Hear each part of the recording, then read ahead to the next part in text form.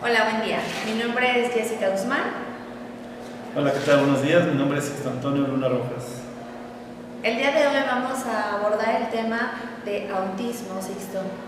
Sí, pues vamos a abordar el tema. El autismo es de la palabra, de la palabra autos, que quiere decir uno mismo y que más adelante vamos a ver por qué es uno mismo, ¿no? ¿En qué año, vamos a hablar un poquito de historia, en qué año se utiliza por primera vez la palabra autismo o de dónde proviene la palabra? Sí, la primera vez que se utiliza en un texto académico, una revista de psiquiatría es en 1912 por el doctor Eugene. La primera, él está en investigaciones hablando de lo que es la esquizofrenia y es la primera vez que se aparece en un texto la palabra autismo. Como si fuera un síntoma de la esquizofrenia. Exactamente. De eso se habla. Ok, pues bueno, Y vamos a decir que el autismo es una condición de vida, no es una enfermedad, es algo que las personas que lo padecen, niños y también adultos, pues es una condición de vida. Esto quiere decir que va a permanecer toda la vida con ellos, ¿no? No es una enfermedad, es importante porque no es contagiosa. Ahora se sabe que es un trastorno y que se puede ayudar a estas personas que tienen el autismo, ¿no? Que es desde el nacimiento. A partir de los 12 meses de edad aproximadamente se puede hacer el diagnóstico con diferentes pruebas que tienen que estar certificadas y estandarizadas. Algunas de ellas, por mencionar, es el A212, el ADR, el DSM-5, el Wechsler, WIPSI, el WIS y el ABAS-2. Pero sin antes mencionar algunas características de lo que, cómo podemos identificar, cómo lo podemos ver, qué es lo que nos va a llamar la atención cuando nos encontremos con algún pequeño que tenga esta condición de vida. Pero antes me gustaría resaltar, bueno, DSM-5 es como un manual, es una biblia para los psicólogos, psiquiatras, en donde se ven los diagnósticos, se ve las características, y sería importante señalar que en el DSM-4 vienen algunas características en donde era más amplio. Entonces en el DSM-5 ya se hace una síntesis de lo que venía en el DSM-4. Bueno, se pone como en un trastorno. El espectro autista ya se engloba y en el DSM-5. En el DSM-4 viene separado el síndrome de Rett, el Asperger, autismo, y entonces hace el cambio al DSM-5 en donde ya lo hacen uno solo, ¿no? Es un trastorno del neurodesarrollo espectro autista, ¿no? En donde yo creo que cabe resaltar que el que queda es Asperger, ¿no? Asperger y el autismo, en donde, bueno, vamos a seguir viendo en esta conversación las características, ¿no? De uno y de otro. Podemos decir de los síntomas, ¿podrías decir? Sí, claro, características.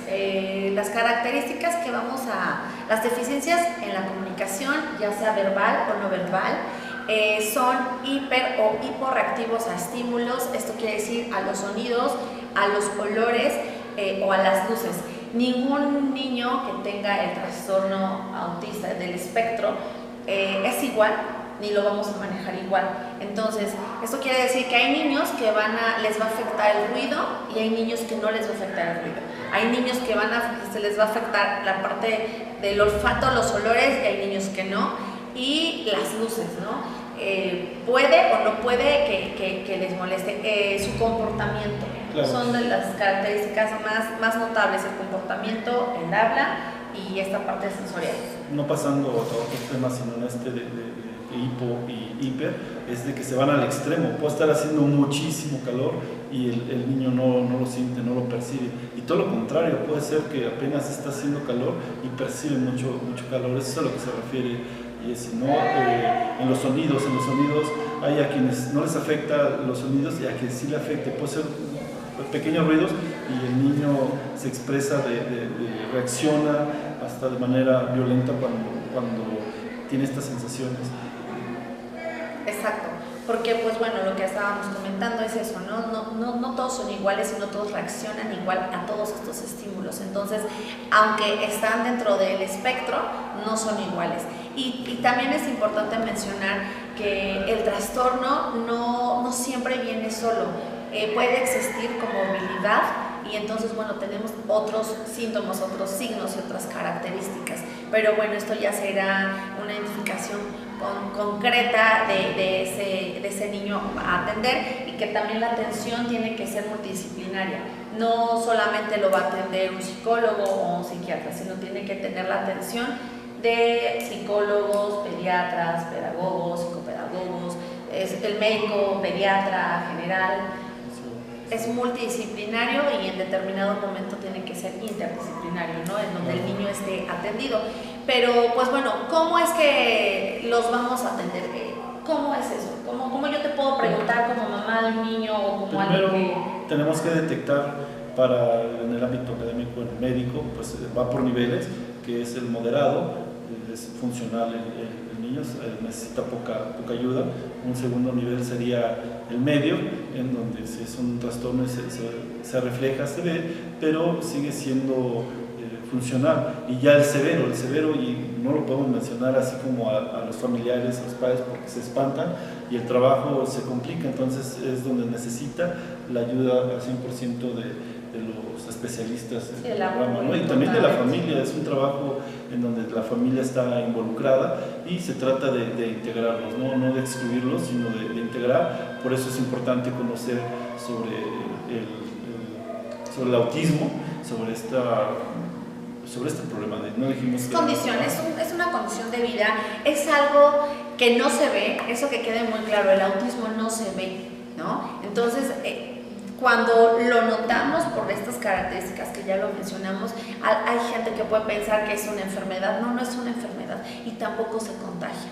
Es una condición de vida, ya lo había mencionado Sixto, es para toda su vida, es una afección en el neurodesarrollo, ¿no? Entonces es importante también estos niveles que menciona Sixto, ¿cómo los vamos a manejar a los padres de familia? Bien lo decías, que no se asusten. Hay que darles opciones, hay que darle esa orientación, porque yo creo que es lo más importante. Si no damos esa orientación a los padres y en general a la sociedad de lo que es el autismo, si no los sensibilizamos para que puedan y tengan la interacción, para que se integren y seamos incluyentes en este tema, pues bueno, no vamos a lograr mucho, ¿no? Aquí lo que tenemos que trabajar y esforzarnos cada momento es en la difusión que debe de tener y todos los trastornos, y ¿no? la concientización que se debe tener al respecto. Lo podemos detectar a tempranas edades. El niño puede ser como muy funcional en los primeros meses de vida, y nos empezamos a dar cuenta cuando le hace falta la comunicación, cuando no tiene ¿cómo decir? El contacto visual es muy importante.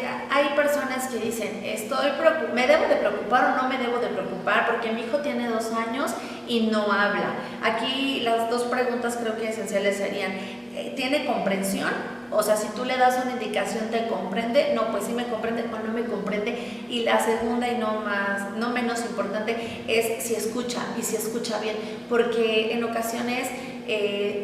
Si depende, ¿no? Cuando nacen les hacen el tamiz auditivo y entonces ahí ya tenemos un parámetro de si el niño escucha o no escucha, pero si no se los realizamos, entonces nosotros tenemos que estar atentos a estas características. Debemos ver si el niño logra escuchar, atender nuestras indicaciones. Si el niño tiene 2 años y el niño no produce ese lenguaje, no tiene ese lenguaje verbal, entonces tenemos que llevarlo a una atención para que sea oportuna, Sixto, porque aquí lo más importante es la atención oportuna, a tiempo, para que tengamos mayor oportunidad de que el niño sea más adaptable a todos los contextos, ¿no? Este desarrollo cuando nacen puede ir empatado con los niños cronológicamente hasta a lo mejor 1 año, 6 meses, 8 meses, hasta 2 años, en donde van en paralelo, van corriendo a la misma velocidad en cuanto a aprendizaje, pero él se va quedando retrasado en cuanto a la comunicación, que es importante, y la sociabilización. Estos niños ya llega un momento en el que se quedaron y los demás siguen evolucionando, entonces hay que poner las señales de alarma y ver al especialista, ¿no? Hay especialistas que a través de las pruebas que tú mencionaste pueden ser muy certera y ya dar un diagnóstico, ¿no? ¿Y cómo podríamos ayudar? Ya cuando tenemos el niño en casa sabemos que está diagnosticado ya con autismo, qué patrones o qué tenemos que hacer. Eso yo creo que es una pregunta interesante y que nos podemos dar algunos detalles de ello para hacer que funcione, ¿no?, el niño autista. Primero, por parte de los padres, tener toda esa aceptación para dar el paso a la adaptación. Primero es en el ambiente familiar, que sabemos que es el más importante, ¿no? Esa aceptación y esa adaptación hacia con la propia familia y saber que tenemos que hacer adecuaciones.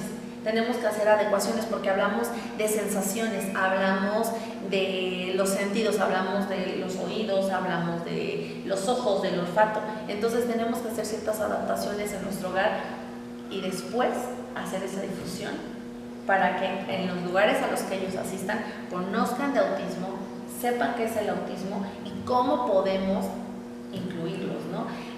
¿Qué otras características podemos mencionar y que son como muy importantes? Los niños que tienen autismo tienen la cuestión socioemocional, no expresan emociones como las expresamos nosotros, ¿no? Que eso es importante decirlo, ¿no? No van a ser efusivos, no van a ir a darte un abrazo, un beso, porque no, o sea, eso no lo van a hacer. No saben mentir, no entienden el doble sentido, hay que ser directos, hay que hablar con palabras concretas, no doble sentido. A veces ellos no entienden cosas que sean no como gráficas, hay que ser directos y ellos entienden muy bien lo que uno quiere decir, pero si hablamos en doble sentido no lo van a captar. Tiene que ser literal lo que hablamos, ¿no? Estos niños o las personas con autismo, su trabajo a diario debe de ser el mismo. Si tú lo sacas de ese contexto, les causa problema, ¿no? Los cambios para ellos son un problema y los desarrollan. Sí, es que tienen que ir construyendo poco a poco, ¿no? O sea, primero es el control de esfínteres y hablamos de una construcción y después es el segundo paso, es ir al baño, ¿no? O sea, ya me aguanté, ya estoy controlando, ahora voy al baño, pero sí tiene que ser un hábito, o sea, tenemos que hacerlo repetitivo, constante, para que ellos logren esa autosuficiencia y ellos... aquí lo más importante que queremos con una condición de vida como es el autismo es que sean autosuficientes y que ellos puedan realizar sus propias cosas. Mencionábamos que hay 3 niveles, con el medio y con el que es severo. Es complicada la comunicación, entonces hay herramientas didácticas con las que nos podemos ayudar, como son los pictogramas, ¿no? Habrá que por medio de imágenes, esa secuencia de cosas que tenemos que hacer en el día, hay que repetirlo. Esto puede sonar como a monótono, pero tiene que ser de esa manera, si no lo descontextualizamos. Entonces, es por medio de pictogramas, dibujos, es decir, a ver, nos vamos, ahorita es cuando tú te levantes, cuando despiertes, es cambiarte, es ir a lavarte las manos por medio de los dibujitos, tienes que ir después vas a ir a desayunar, después del desayuno pues te vas a ir a vestir porque vamos a salir, te vas a ir a la escuela, pero por medio, ese es el mecanismo por el que nos podemos comunicar y lo va a entender muy bien.